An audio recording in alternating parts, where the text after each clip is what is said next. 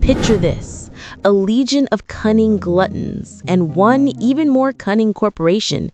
Driven by algorithms and raw desire, they have joined forces to stage a culinary version of the Hunger Games.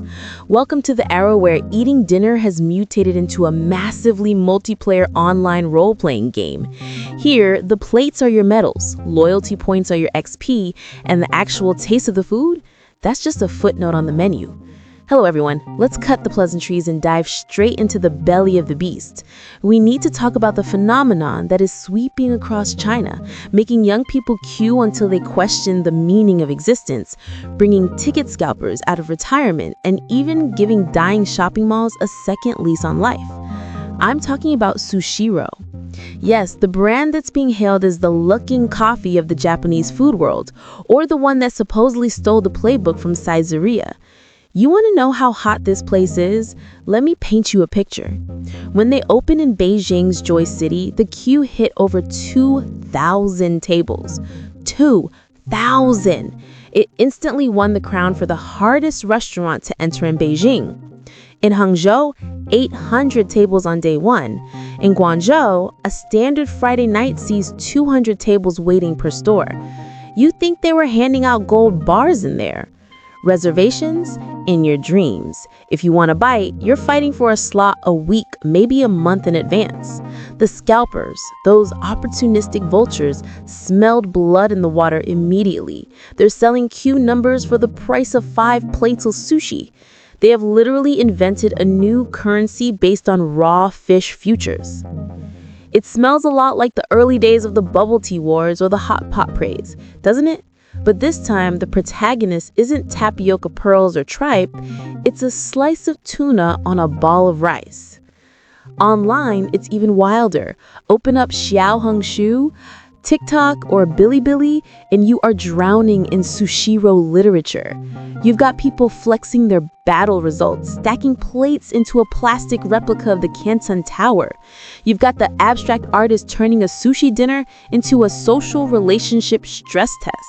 And the strategists, they're writing guides on how to exploit the system that read like the art of war. Financial freedom for under 100 RMB. That is the siren song. It perfectly hits the G-spot of the modern Gen Z consumer. They want photos that look expensive, a bill that looks cheap, and enough social currency to flex on their friends. But here is the million-dollar question. Why Sushiro? How did this guy become the Don of the Sushi Cartel? We need to peel back the skin and look at the muscle. This isn't just viral luck. This is a calculated, precision-engineered combination of punches designed to knock the Chinese market out cold. Punch number 1, the price butcher. Historically, Japanese food in China had a reputation: high-end, delicate, expensive. A plate of sashimi could make your wallet perform a disappearing act. Sushiro walked in and flipped the table. 8 RMB for sushi, 8 RMB for salmon, 10 bucks for bluefin tuna, and they are not bluffing. Over 60% of their menu sits in that 10 RMB golden zone. Red plates, yellow plates, black plates, it's democratic pricing. When you compare that to traditional spots charging triple, the value proposition hits you like a brick. It turns luxury dining into the pinduoduo or tamo of cuisine. Even the broke intern can walk in and say, "Today, we dine like kings." Technological, fast, rhythmic. Punch number 2, the efficiency demon. It's not enough to be cheap, you have to be fast. Sushiro has turned efficiency into a religion. You walk in, you see 2 belts. One's the classic carousel, teasing you. The other is an express highway that shoots your order directly to your face. But the real magic is the microchip under the plate. Every piece of sushi is being tracked. If a plate travels 350 meters without being picked up, the system ruthlessly dumps it in the trash. It's a freshness clock. They've pushed food waste down to 1%. That is insane.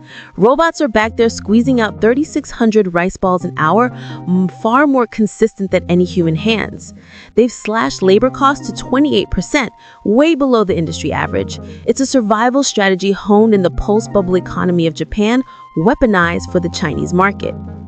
Excited, playful? Punch number 3, the gamification of gluttony.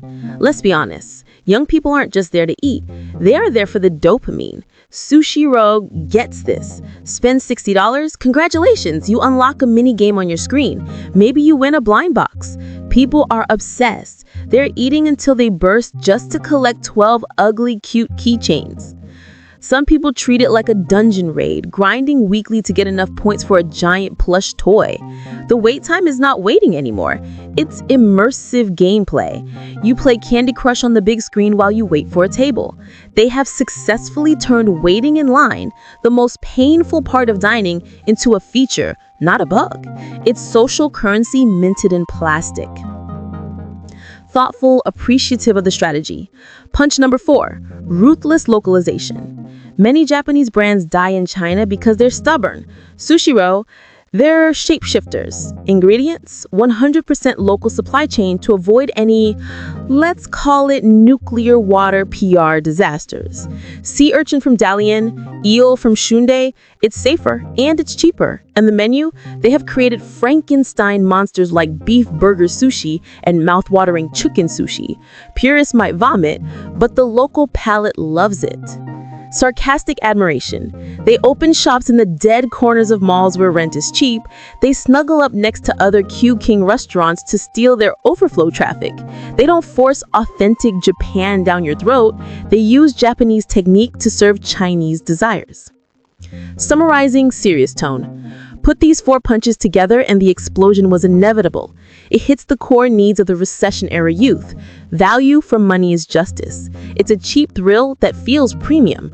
It's entertainment. It's efficiency. Transition to the darker side, foreboding tone. But as with any binge, there is a hangover waiting. The challenges are lurking like a hidden lump of wasabi under the fish. Quality control? It's a nightmare. They're expanding too fast, aiming for 30 stores in Beijing alone. When you serve that many people, quality wobbles. People are already complaining about inconsistent salmon and slow service. Social media is a magnifying glass. One bad tuna belly can become a national crisis. Intense competitive tone. And the water is turning red with blood. Competitors are copying everything. Genki Sushi is dropping prices. Local brands are slashing costs even lower. It is a race to the bottom. Can Sushiro hold the 10 RMB line when rent and labor costs inevitably rise? Will they start cutting corners? That is the sword of Damocles hanging over their conveyor belts. Reflective, philosophical. And let's not forget the fickleness of the crowd. Social currency suffers from inflation. When posting a stack of plates is no longer cool, when the blind box joy fades, will people still wait 3 hours for cheap rice? Most internet-famous restaurants rise like a rocket and fall like a stick. Shifting to a broader perspective. Interestingly, Sushiro has become a defibrillator for old shopping malls. Places like Seedon Joy City, which were looking a bit tired, are suddenly flooded with hundreds of people waiting for sushi, buying bubble tea and movie tickets while they wait. It proves that a top-tier restaurant is now the beating heart of offline retail traffic. Concluding, summarizing the phenomenon. The Sushiro phenomenon is a perfect storm of extreme value, robotic efficiency, and gamified psychology. It shows us that in a world where consumers are tightening their belts, you can still win if you turn consumption into a carnival. Warning tone, but friendly. But as consumers, let's stay awake. Is it worth the 3-hour wait? Is it worth the digital cricket fighting of watching queue numbers tick down? Don't let the algorithm decide what your hunger is worth. Poetic, rhythmic, spoken word style. So next time you see that winding dragon of people, maybe just smile. To quote the poet of the plastic plate, the dragon winds 9 times before the gate. The scalper howls, holding the golden fate.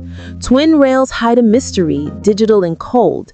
The chip locks the freshness, or so we are told. 8 RMB sushi, a tidal wave crashing, towers of plates, the cameras are flashing, blind boxes and toys hooking the heart.